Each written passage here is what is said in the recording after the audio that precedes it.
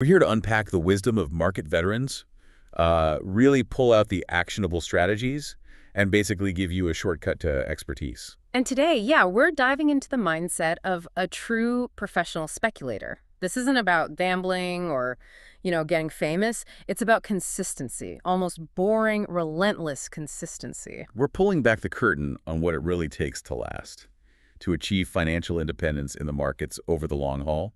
We're talking objective rules, understanding the deep structure, and maybe the toughest part, emotional discipline. Right. And our mission really is to help you map out that path, moving away from being a market gambler, hoping for luck, towards being a professional speculator, someone who gets the structure, manages risk, and stays independent. Okay, let's jump into part one, the philosophy. Because this trader's whole approach, it kind of flips the script on the usual Wall Street image, doesn't it? It really does. Forget the flashy risk-it-all type. The source argues, quite strongly actually, that aiming to be number one, like the fastest gun in the West, Well, it's just a recipe for frustration. huh. That is counterintuitive. It's a really deep psychological point. We often chase external validation, the headlines, the glory, but that often leads to, unhappiness. The source mentions Steffi Graf, the tennis star. Apparently she was unhappy with like 1 out of every 30 games she played, even though she won almost all her matches. Chasing that kind of perfection, it's just exhausting. So the real goal isn't glory, it's self-satisfaction. Yeah. Through learning and growing. Exactly. A constant internal process. And look, the proof is there in the numbers. This trader we're studying, they never had a losing year trading their own account. Not once between 1971 and 1988. Wow. That's Well, incredible consistency. It is over $10 million in gross trading income during that time. And it was built purely on being consistent, not hitting occasional massive winners. Okay, so how do they maintain that? What was the core identity? Well, they define themselves primarily as a market player. That's key. Meaning the focus is on predicting the general direction of prices, using a mix, technical analysis, statistics, some fundamental economic factors. It's different from being, say, a value fundamentalist, just looking for cheap stocks to buy and hold forever. Right, different game, different rules. Different time horizon, definitely different rules. And if you're playing that game, a market player, then preserving your capital. Mm. That has to be rule number one, right? Right. Before you even think about profit. Absolutely. Cornerstone principle. The first question isn't, how much can I make? It has to be, how much could I possibly lose? Risk first. Always. Which brings us to this memorable rule, the Alligator Principle. Ah, yes. Foundational for risk management. Now, I get cutting losses fast, but why call it the Alligator Principle? And what about hedging? Isn't that a more sophisticated way to handle risk instead of just dumping the position? That's a fair question. But the alligator principle is, it's brutally simple for a reason. It forces you to accept defeat the moment you know you're wrong. Okay. Think about it. If an alligator that's your losing trade has got you by the leg, what's your best move? Get away. Cut the leg off if you have to. Exactly. Yeah. Sacrifice the leg. Get out. Hedging, in this specific context, is often just a fancy way of rationalizing. You're trying to, tame the alligator instead of escaping. You're tying another string to a bad trade, hoping it magically works out. So the translation is, you know you're wrong, close it now. No thinking, no hedging, no hoping. Precisely. Don't struggle. Don't give the alligator more to bite. There's this really painful example in the source material where someone let denial take over. They rationalized a losing trade, turned what should have been maybe a $500 loss into a massive $6,000 loss. One trade. Ouch. Okay, so immediate, emotionless execution saves your capital. That's the core of it. Right, part two. We've got the mindset, consistency, strict risk rules. But how do we actually read the market? Let's talk technical, starting with Dow Theory. Seems a bit old school. It is old, no doubt. But the principles, still incredibly relevant because market behavior fundamentally hasn't changed that much. It breaks price action down into 3 movements happening at the same time. Okay, what are they? First, the short-term trend. Days, maybe weeks. Often just noise, really. For the day trader, maybe. Second. The intermediate-term trend, weeks to months.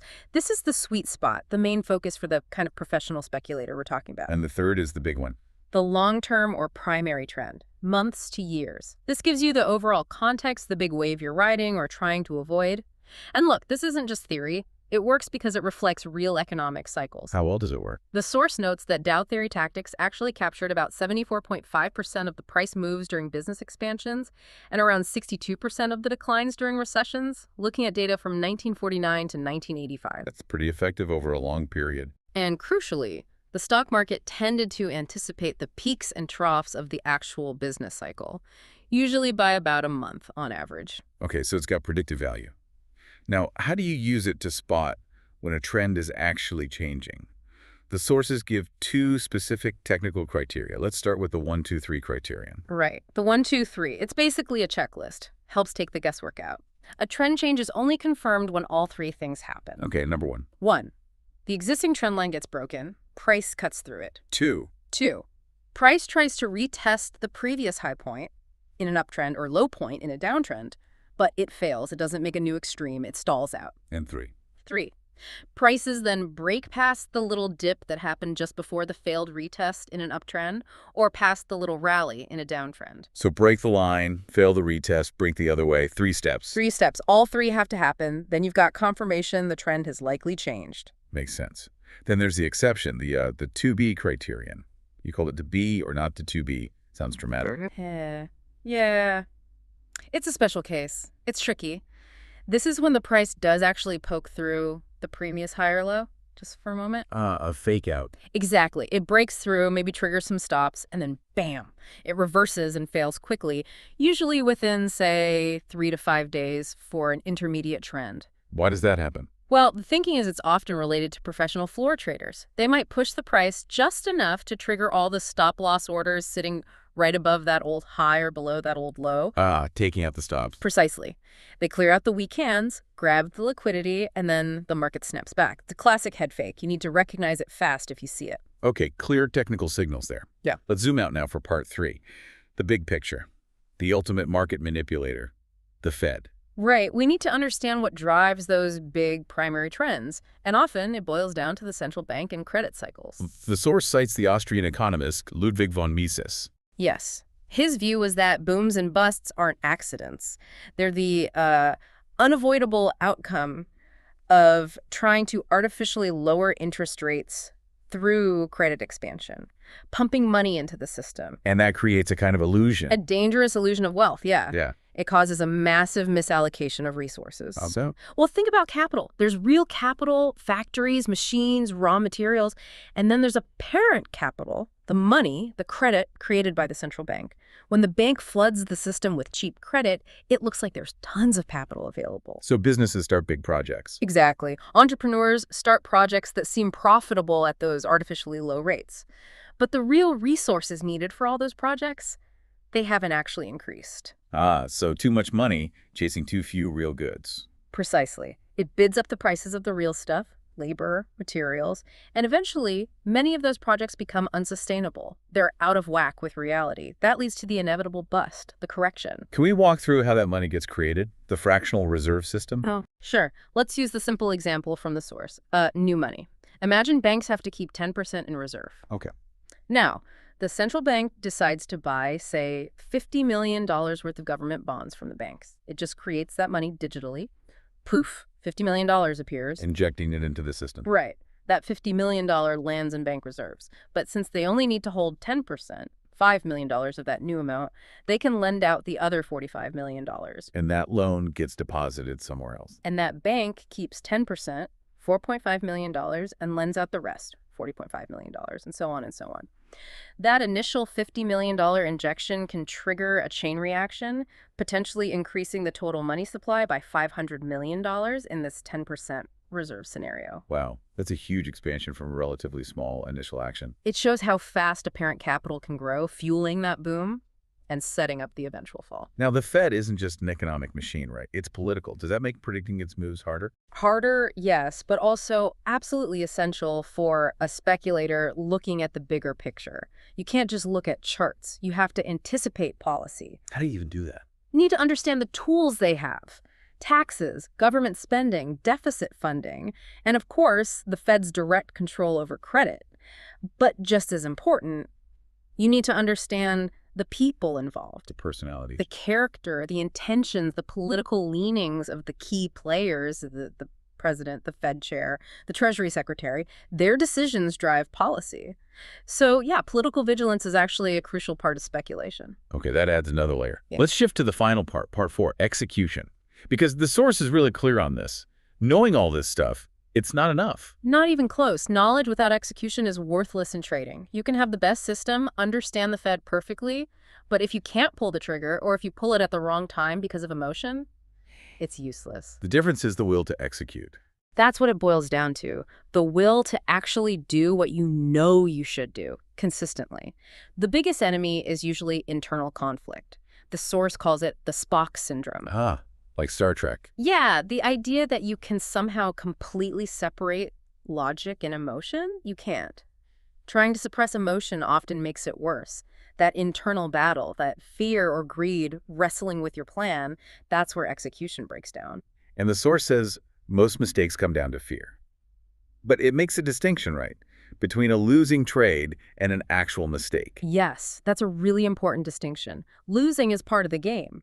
If you followed your rules, you identified the setup, you placed your stop, the trade went against you, you got stopped out, that's not a mistake. That's just the cost of doing business. Exactly. A mistake is when you don't follow your rules. You hold a loser too long, hoping it comes back because you fear taking the loss, or you snatch a small profit too early because you fear giving it back. Those are the real errors. Those are driven by emotion, usually fear. And analyzing those mistakes, the emotional ones, that's where the learning happens. That's the best teacher you'll ever have.